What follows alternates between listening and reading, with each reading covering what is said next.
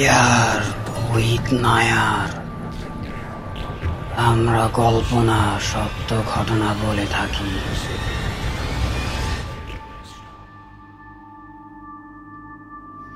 আসসালামু আলাইকুম প্রিয় listeners, fear with Nair YouTube চ্যানেলের তৃতীয় এপিসোডে আপনাদের সবাইকে স্বাগত। আমি আশা করি প্রিয় লিসেনার্স আপনারা সবাই অনেক বেশি ভালো আছেন। প্রিয় লিসেনার্স, আজকে আমি আপনাদের সাথে যে ঘটনাটা শেয়ার করব, এই ঘটনাটা আমি সংগ্রহ করেছি ফেসবুক থেকে।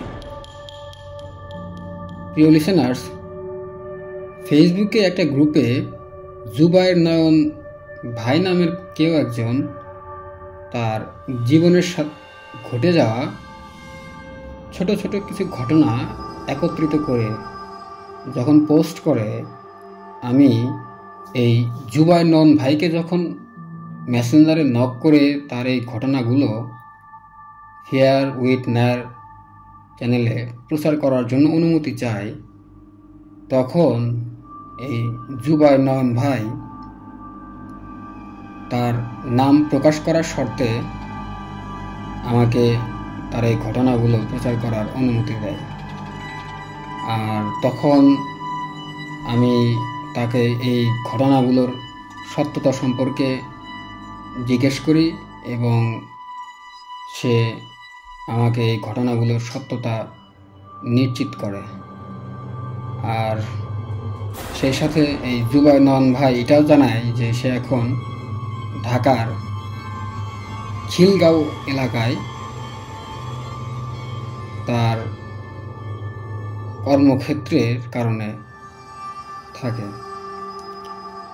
তো প্রিয় লিসেনার্স, আমি এই ঘটনাটা এই জুবায়ের নয়ন ভাই যেভাবে লিখেছে ঠিক সেভাবেই আমি আপনাদের পড়ে শোনাবো। তো চলুন কথা না বাড়িয়ে মূল ঘটনায় ফিরি। তো প্রিয় লিসেনার্স, এই ঘটনাগুলো কিন্তু ছোট ছোট কিছু ঘটনা এবং এই সবগুলো ঘটনা একত্রিত করে এটা একটা বড় ঘটনা।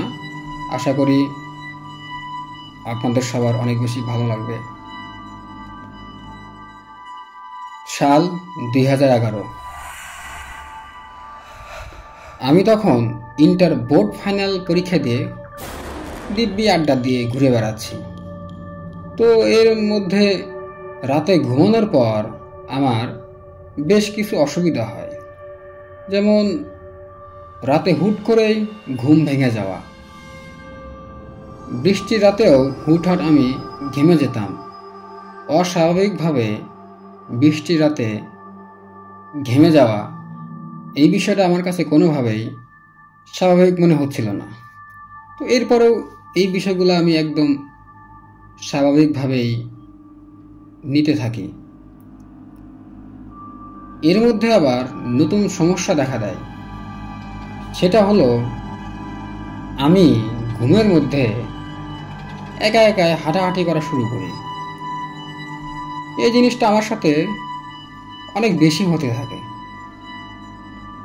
ঘুম থেকে উঠে সারা ঘরে হাঁটাহাঁটি করি। আর আমার আম্মা, তখনও তিনি একজন সুস্থ মানুষ ছিলেন।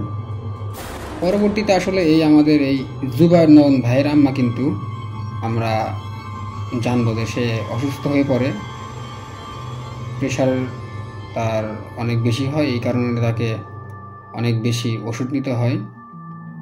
তো শুরুর দিকে কিন্তু এই জুবায়ের নয়ন ভাইয়ের আম্মা সুস্থ একজন মানুষ ছিলেন। তো উনি যখন রাতে বিভিন্ন সময়ে হাঁটাহাঁটি করত, তখন এই তার মা কিন্তু এই বিষয়গুলা লক্ষ্য করত। তো যাই হোক, উনি যখন এই রাত্রে তখন হাঁটাহাঁটি করত, তখন তার মা যখন ডাক দিত, ঠিক তখন তার সেই যে ঘুমের একটা ঘোর সেটা কেটে যেত। তো আবারও বলছে জুবায়ের নয়ন ভাই, এখন তেমন কোনো সমস্যা হয় না। আর হলেও আম্মা টের পায় না, কারণ উনি এখন প্রেশারের ওষুধ খায়। তো এর মধ্যে একদিন রুমের দরজার সিটকিনি ধরে নাড়াচাড়া করতেছি খোলার জন্য। অনেকক্ষণ এমন করার পরে নিজেই হুঁশ ফিরে পাই। আরেকদিন দরজা খুলে বাইরে বের হয়ে গলির মাথায় চলে যাই ঘুমের মধ্যেই। তো এইভাবেই হচ্ছে আমার এই 2011 সাল কেটে যায়। টুকটাক ঘটনা ঘটতে থাকে আমার সাথে। এরপর আসে 2012 সাল। 2012 বলছেন জুবায়ের নয়ন ভাই, হঠাৎ রাত 2:30 থেকে 3টার মধ্যে আমার ঘুম ভাঙে। আমি তখন পুরোপুরি জেগেই ছিলাম। কি মনে করে রুমের ফ্লোরে তাকায় দেখি অসংখ্য ছোট ছোট কিছু বাচ্চা, আর এই সবগুলো বাচ্চার চেহারা ছিল একদম কুচকুচে কালো।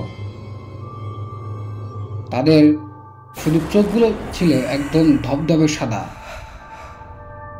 আর এই সব বাচ্চাগুলোর সাইজ ছিল একদম একই রকম, প্রায় 1 ফুটের মতো লম্বা।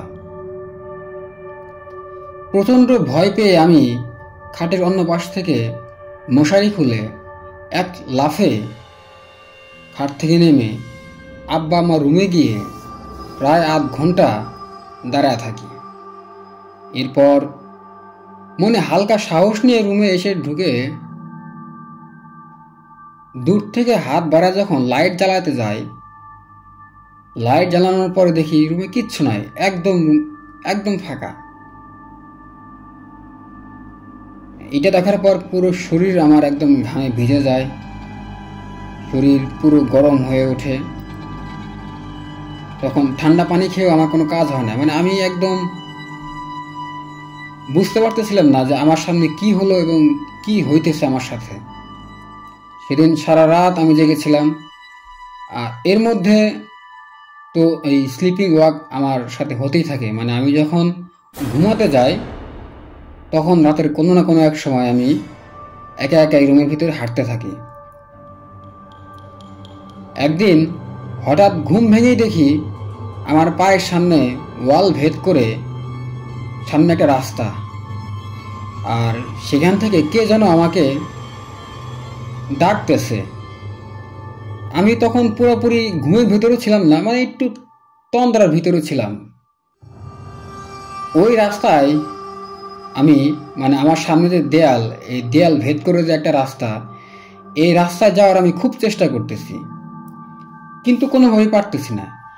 আর এই রাস্তা থেকে কোনো একটা অবয়ব আমার দিকে আসতেছে আর বারবার আমাকে ডাকতেছে, কিন্তু আমি কোনোভাবেই সে রাস্তায় যেতে পারতেছিলাম না। তো এর মাঝে একটু পর হঠাৎ করেই সব কিছু আস্তে আস্তে একদম স্বাভাবিক হয়ে যায়। তো এইভাবেই চলে যায় 2012 সাল। এর মাঝে আমার সাথে টুকটাক বিভিন্ন ধরনের ছোটোখাটো ঘটনা ঘটতে থাকে। রুমের ভিতরে আমি বিভিন্ন অবয়ব দেখতে পাই মাঝে মাঝে, এবং আমার এই যে স্লিপিং ওয়াক সেটা কিন্তু আমার সাথে নিয়মিতভাবে ঘটতে থাকে। এরপর আসে 2013 সাল। 2013 তো এই স্লিপিং ওয়াক তো আছেই। একদিন হঠাৎ ঘুম ভাঙতেই আমি বাম কাত থেকে ডান কাত হই, আর ডান কাতে আমার রুমের ফ্লোরের অংশ ছিল। ডান কাত হতেই দেখি আমার রুমে দুটা মানুষের মতো কোনো কিছু একটা দাঁড়ায় আছে। তাদের একজন ছিল 6 ফিটের উপরে লম্বা, আর আরেকজন হবে প্রায় 4 ফিট। তারা একে অপরের হাত ধরে দাঁড়ায় ছিল। আমি তাদেরকে 2 থেকে 3 মিনিটের মধ্যে দেখলাম। আমার অবস্থা তখন এমন ছিল যে আমি আসলে তাদের দিকে তাকিয়ে আছি এমনভাবে তাকায় আছি, তাদের দিক থেকে যে আমার চোখটা অন্য দিকে পড়বে এরকম অবস্থা আমার ছিল না। একদম নিথরভাবে তাকিয়েছিলাম। তো এর কিছুক্ষণ পরে তারা একদম উধাও হয়ে যায়। রুমের ভিতরে তখন কিচ্ছু থাকে না। তো সেদিন কোনোরকম রাত পার করলাম।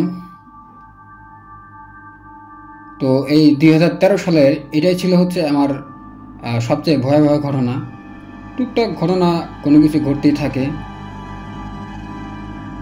তো এই বছরে স্লিপিং ওয়াকে রুমের দরজা খুলতেই দেখি একটা বিড়াল আমাকে দেখে নর্মাল একটা তার যে বিড়ালের ডাক সেই কণ্ঠে ডাক দিল, আর ঠিক তখনই আমার ঘুম ভেঙে যায়।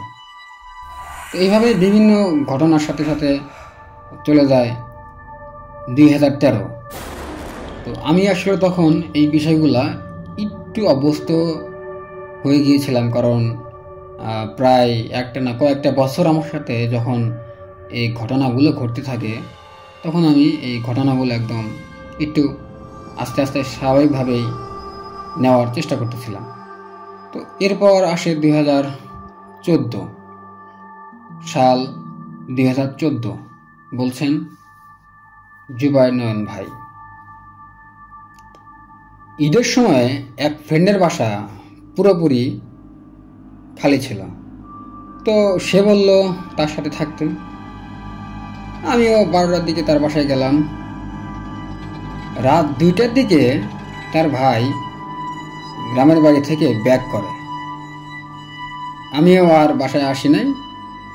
মানে সেদিন আমি আমার ওই ফ্রেন্ডের বাসায় ছিলাম। আমার এই ফ্রেন্ড আমার সাথে যে এই ঘটনাগুলো ঘটতো সে সব কিছু জানতো, কিন্তু সে সামনাসামনি কখনো দেখে নাই। তো ঘুমানোর সময় রাত 3টার দিকে হঠাৎ করেই আমি তার পিঠে নখ দিয়ে আশ্রাইতেছিলাম। মানে আমার এই ফ্রেন্ডের পিঠে আমার নখ দিয়ে আশ্রাইতেছিলাম। তার ঘুম ভাঙতেই আমাকে আধা ঘন্টার মতো ডাকে, আর আমি নাকি শুধু বলতেছিলাম দরজার বাইরে একজন আছে, তুই সর, আমি দেখা করব। সে জোরে জোরে থাপ্পড় দেয় আমাকে, কিন্তু আমি টেরই পাই না সে যে আমাকে থাপ্পড় দিতেছে। উল্টা আমি নাকি বলছি ঘুমের মধ্যে ডাকস কে, ঘুমা বেটা, এই বলে আমি নাকি ঘুমায় যাই। আমার বন্ধু সে এমন ভয় পাইছে যে আমি অসুস্থ অবস্থায় আমাকে রুমে একা রেখে সে তার এই পাশের রুমে যে তার ভাই যে ঘুমাইতেছিল সেখানে আমাকে একা রেখে সে ঘুমাতে চলে যায়। এরপর আমি উঠে সারা ফ্ল্যাটে হাঁটাহাঁটি করি। মানে আমার যেটা অভ্যাস স্লিপিং ওয়াক সেটা করি। সকালে যখন ঘুম থেকে উঠি তখন আমার এই বন্ধু এই পুরো কাহিনীটা আমার সাথে শেয়ার করে। এরপর আসে 2015 সাল। তো সাল 2015। তো আমি সেম ওই ফ্রেন্ডের বাসায় ঈদের সময় যাই, তার বাসায় খালি থাকে। আমি আর আমার আরেক ফ্রেন্ড সেও সেদিন এই ফ্রেন্ডের বাসায় আসে। ভোর 4টার দিকে শোয়ার পরে হঠাৎ আমার ফ্রেন্ড, মানে আমি যার বাসায় ছিলাম, তার ঘুম ভাঙতেই দেখে আমি ওই রুমের দরজার সামনে দাঁড়ায় কি উকি দিয়ে খুঁজতেছিলাম, কিন্তু দরজার ওই পাশে আর যাচ্ছে না। কিন্তু সেই মেইন দরজা কিন্তু ওই দিন খোলা ছিল। আমার ফ্রেন্ড আমার আরেক ফ্রেন্ডকে ডাক দিয়ে ঘটনা দেখানোর পর ওই ফ্রেন্ড একদম অজ্ঞান অবস্থার মতো হয়ে যায়। এর মধ্যে আমার ফ্রেন্ড আমার নাম ধরে 20 থেকে 25 বার ডাকাডাকি করে। আমি নাকি তখন খুব বড় বড় চোখে মানে তাদের দিকে তাকাচ্ছিলাম। আর তখন যখন তারা আমাকে ডাকতেছিল তখন নাকি আমি খুব জোরে মাথাটা একদম নোয়া এক দৌড়ে চলে যাই।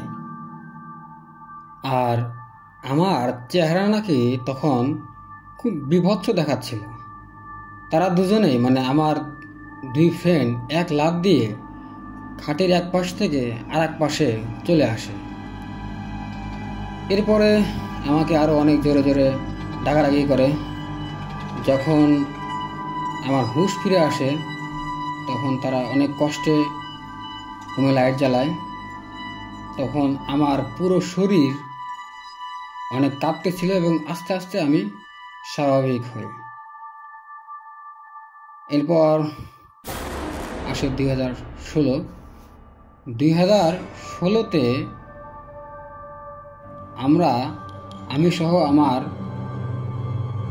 6টা ফ্রেন্ড, মানে আমরা মোট 7 জন কক্সবাজার ট্যুরে যাই। আর সেই ট্যুরে ঘটে কিছু অদ্ভুত ঘটনা। আমরা যেই হোটেলের রুমে উঠি সেটা ছিল শুধুমাত্র এই হোটেল মালিকের ব্যবহারের জন্য। তো দালাল ধরে ভাগ্যের জোরে আমরা এই রুমটা পেয়ে যাই, মানে ওই বাসায় আমরা একটা রুম পেয়ে যাই আর কি। তাদের সাথে ফ্ল্যাট ছিল সেটা। আমার কথা চিন্তা করে আমার বন্ধুরা রুমের 5টা লক লাগানোর পরেও তারা এক্সট্রা ভিতরে আলাদা এক্সট্রা একটা তালা দেয়। যেহেতু ছাদের রুমের মাঝখানে ড্রয়িং রুম, সেখানে মালিকের সোফা টেবিল প্লাস অন্যান্য যে বিষয়গুলো ছিল সেগুলোও ছিল। তো প্রথম রাতে আমরা আমার ঘুমের মধ্যেই আমি ওই ভারী ভারী সোফা এক পাশ থেকে আরেক পাশ নিয়ে গিয়ে আবার ঠিক করি। মানে ওই যে আমার যে একটা অভ্যাস ছিল স্লিপিং ওয়াক, এই স্লিপিং ওয়াকের মধ্যে বাসার যে সোফা এবং ভারী ভারী যে জিনিসগুলো ছিল এইগুলো আমি ঘুমের মধ্যেই এক পাশ থেকে আর এক পাশে নিয়ে যাই। আবার নাকি এই ভারী সোফা মাথায় তুলে হাঁটাহাঁটি করি। আমার 2 ফ্রেন্ড আমার সাথে ওরা শুয়েছিল, তারা খাটে বসে বসে সব দেখতেছিল, কিন্তু সাহস পাচ্ছিল না যে তারা আমাকে এসে কিছু বলবে বা আমাকে থামাবে। তো হঠাৎ আমি তাদের রুমের দরজার সামনে এসে অনেকক্ষণ তাদের দিকে তাকায় থাকি। এর মধ্যে আমার ফ্রেন্ড বলে যে, আয় শুয়ে পড়, হুদয় আর জাগিস না। আমি নাকি তখন কিচ্ছু না বলে একদম চুপচাপ শুয়ে পড়ি। এর পরবর্তীতে আর সেই আমাদের ট্যুরে আর কোনো সমস্যা হয় না। এরপর আসলো 2017 সাল। 2017 আমার এক ফ্রেন্ড, সে খুব বেশি ড্রিঙ্কস করত। তো একদিন সে ড্রিঙ্কস করার পর আমাকে সে বলতেছে, আমাকে একটু বাসায় দিয়ে আয়, না হলে আমি রাস্তায় পড়ে যাব। তো এমন অবস্থায় তাকে আমি রাত 12:30টায় তাকে তার বাসায় দিয়ে আসি। আমার বাসার রাস্তাটা ছিল অন্য একটা রাস্তা, আর তার বাসা থেকে আসলে অন্ধকার এক রাস্তা, কাঁচা রাস্তা দিয়ে আসতে হতো। এমনিতেই রাস্তাটা থাকে অনেক নীরব, একদম চুপচাপ। তার উপর বাজে রাত 1টা। তো ওই রাস্তা দিয়ে অনেক জল্পনা কল্পনা ছোট থেকেই আমি শুনেছি। তো আসার সময় আমি স্পষ্ট শুনতে পাচ্ছিলাম আমার পিছনে পিছনে কে যেন হাঁটতেছিল। আমি কোনোভাবে পিছনে ফিরে তাকাই না। তখনও আমি বাসা থেকে অনেক দূরে ছিলাম। তো আমি থামতেছি আর হাঁটতেছি, পিছনে তাকাচ্ছি না। কানে কিন্তু আমি এক বিন্দুও ভুল শুনি নাই। তো এক পর্যায়ে একটা উঁচু ঢিবির মতন জায়গা যখন ক্রস করতেছিলাম তখন আর দেখি কোনো আওয়াজ নাই। ঠিক তখনই আমি দিলাম এক দৌড়, একদম বাসায় এসে হাত মুখ দিয়ে শুয়ে পড়ি। সেদিন আমার শরীর অনেক খারাপ লাগতেছিল, মনে হচ্ছিল যেন শরীরে অনেক জ্বর, আর সেই সাথে ঘুমালে তো আমার এই স্লিপিং ওয়াক তো ছিল। এরপরে আসে 2018 সাল। 2018 তো পুরোটা বছর স্লিপিং ওয়াক, সেই সাথে আমার বোবায় ধরা ছিল। এর মধ্যে একদিন আমার রুমের দরজার বাইরের দিকে রাত 2টার দিকে আমি আসরের শব্দ পাই, যেখানে লম্বা মানুষ ছাড়া কি আসর দেওয়া কারো পক্ষে পসিবল ছিল না। আমার একটা বদ স্বভাব হচ্ছে, বাইরে যখন কোনো শব্দ পাই ঠিক তখনই আমি এই রুমের দরজা খুলে দেখি যে কোন জায়গা থেকে শব্দ আসে। যখনই আমি দরজা খুলে দেখি তখনই আমি সেখানে আর কোনো কিছু দেখতে পাই না। 2019 আমার আম্মা ফজরের নামাজ পড়ে সবগুলো রুমে হাঁটাহাঁটি করে। মানে নর্মালি নামাজ পড়ার পরে আমার আম্মা সব রুমে দেখে সব ঠিকঠাক আছে কিনা। তো হাঁটতে হাঁটতে আমার রুমে আসতে আমি ঘুমের মধ্যেই বালিশ, কাঁথা আর লেপ সব উল্টা পাল্টা করে অনেক স্পিডে আম্মার সামনে দিয়ে খাট থেকে নেমে দৌড় দেই। মানে সবগুলো একসাথে গোছানোর পরে একসাথে নিয়ে আমি দৌড় দিতে থাকি। আম্মা জোরে জোরে বলে, কিরে কই যাস তুই? তখন আমি একদম স্বাভাবিকভাবে বলি কোথাও না, এই বলে আমি আবার এই খাটে গিয়ে আবার ঘুমিয়ে পড়ি। সাল 2020। আমার রাতের একটা অভ্যাস হলো, সেটা আমি রাতে খাওয়ার পর সিগারেট না খেয়ে আমি ঘুমাতে পারি না। প্রতিদিন রাত্রে খাওয়ার পর আমাকে সিগারেট খেতেই হবে। আমার বাসার গেট দিয়ে ঢুকলেই হাতের ডান পাশে একটা চিপার মধ্যে একটা জায়গা আছে, মাঝখানে উঠান, তারপরে আমাদের ঘর। তো রাত্রে বের হলে ওই চিপায় দাঁড়া থেকে আমি সিগারেট টানি। এখানে দাঁড়ালে বাসার বা আশেপাশের কেউই আমাকে দেখে না, দেখার চান্সও নাই, কারণ সামনে বড় ওয়াল, অপোজিটে বাড়ির এক পাশে বিল্ডিং, আর এক পাশে বড় বড় 3 থেকে 4টা আম গাছ, খুব ঝোপঝাড়। তাই এখানে সিগারেট খেলে কেউ আমাকে দেখতে পায় না। তো একদিন চিপায় দাঁড়া সিগারেটটা মাত্র ধরায়, আর অমনি ওই আম গাছের পাশ থেকে কে জানে বলল, আমি কিন্তু দেখছি। জাস্ট এতটুকুই, আর কোনো শব্দ পাই না, কোনো পরিচিত কণ্ঠও না, একদম অপরিচিত কণ্ঠে বলে ওঠে, আমি কিন্তু দেখছি। তারপরও যেহেতু করোনার সময় ছিল, বাসা থেকে বের হতে পারি না, সাহস করে সিগারেট পুরোটা শেষ করে এরপর ঘরে আসি। তখন আমার মনে হচ্ছিল আমার পা আর চলতেছে না। এই বছরে আমার রুমের সাথেই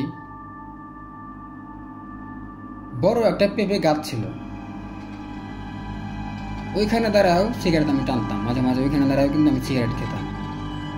ওইখানে যেতেই মনে হলো পেঁপে গাছটা ধরে কে জোরে ঝাঁকি দিল, সাথে সাথে একবারে পিছনে আমি তখন মানে ঝাঁকি দেওয়ার পরে আমি পিছনে চলে আসি, কোন রকম এই সিগারেট খাওয়া শেষ করে। তো এই বলে হচ্ছে আমাদের এই জুবায়ের নয়ন ভাই তার এই 2020 পর্যন্ত যে ঘটনাগুলো ঘটেছিল, এই ঘটনাগুলো সে শেষ করে, এবং এরপরে সে বলেছে এখন আর তেমন স্লিপ ওয়াক হয় না, কিন্তু আমার 2018 সাল থেকে ডেইলি ঘুমের মধ্যে মনে হয় কই থেকে যেন করে যাচ্ছি, আর অমনি ঘুমটা ধাবাত করে ভেঙে যায়। অনেক কিছু সে আরও বলেছে, অনেক কিছু সে বলে নাই, এবং সে তার নিজের জন্য দোয়া চেয়েছে। আসলে প্রিয় লিসেনার্স, এই ঘটনাটা আমি যখন ফেসবুকে দেখি এই গ্রুপে, তখন উনি পোস্ট করেছিলেন হচ্ছে 2020 সালে। মানে আমি কিন্তু প্রিয় লিসেনার্স আজ থেকে প্রায় 4 বছর পরে কিন্তু আমি এই ঘটনাটা পাই, এবং তাকে যখন আমি নক করি এই ঘটনার সত্যতা সম্পর্কে, যে আসলে এটা হয়েছিল কিনা, তিনি তখন আমাকে নিশ্চিত করে যে হ্যাঁ এই ঘটনাটা তার সাথে ঘটেছিল, এবং তিনি অনেক ব্যস্ত একজন মানুষ। আমি আশা করি তার সাথে আরও এরকম ঘটনা অনেক আছে, আমি তার সাথে পরবর্তীতে আবার কথা বলে আমি তার সাথে বাকি ঘটে যাওয়া ঘটনাগুলো আমি সংগ্রহ করব প্রিয় লিসেনার্স আপনাদের জন্য। আমি আশা করি আপনাদের এই ঘটনাটা ভালো লেগেছে, এবং আপনারা অবশ্যই আপনাদের সাথে ঘটে যাওয়া বা আপনাদের পরিচিত কারোর সাথে ঘটে যাওয়া বা আপনাদের এলাকায় প্রচলিত আছে এমন কোনো ঘটনা যদি থাকে তাহলে অবশ্যই আমাদের প্রিয় লিসেনার্স ইমেল করতে কিন্তু ভুলবেন না। আর আপনারা চাইলে কিন্তু শুধু ইমেলে না, আমাদের যে হোয়াটসঅ্যাপ নাম্বার আছে এই হোয়াটসঅ্যাপ নাম্বারে কিন্তু আপনারা চাইলে আপনাদের সাথে ঘটে যাওয়া এই ঘটনাগুলো কিন্তু পাঠাতে পারেন প্রিয় লিসেনার্স। আমাদের হোয়াটসঅ্যাপ নাম্বারটা হচ্ছে 01700922759।